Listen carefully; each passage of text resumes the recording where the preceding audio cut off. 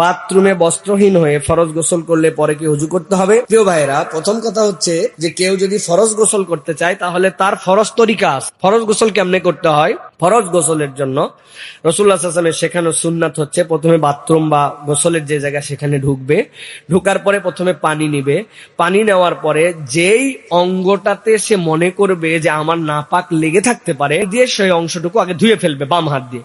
এরপরে দুই হাত ধুবে, ধোয়ার পরে এরপরে মুখ ধুবে, মুখ ধোয়ার পরে এরপরে কনুই পর্যন্ত ধুবে, এরপরে গড়গড়ার সাথে কুলি করবে, নাকের একদম যে নরম জায়গা এটা পর্যন্ত পানি পৌঁছাবে, এরপরে ডান পাশ থেকে পানি ঢালতে শুরু করবে বাম পাশে, এরপরে মাথা দিয়ে গোসল করবে, বেরোনোর সময় পায়ের মধ্যে পানি দিয়ে বের হয়ে যাবে। তাহলে তার ফরজ গোসল হবে এবং তার অজু হবে। জেনে রাখবেন, গোসলের মধ্যে অজু আছে, অজুর মধ্যে গোসল নাই।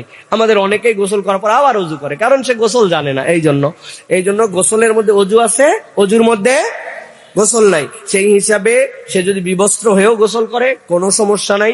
বাথরুমের মধ্যে সে তার মতো করে সেখানে গোসল করছে, এর জন্য আলাদা করে তাকে গোসল করতে হবে না। আমাদের দেশে একটা বিরাট বড় মাসালা, হাঁটুর উপর কাপড় উঠে গেলে অজু ভাঙে যায়, আছে না ভাই? হাঁটুর উপরে কাপড় উঠলে অজু ভাঙে না, এটা একটা গুনাহ, কিন্তু এর দ্বারা অজু ভঙ্গ হয় না। অজু ভঙ্গের কারণ এটা নয়।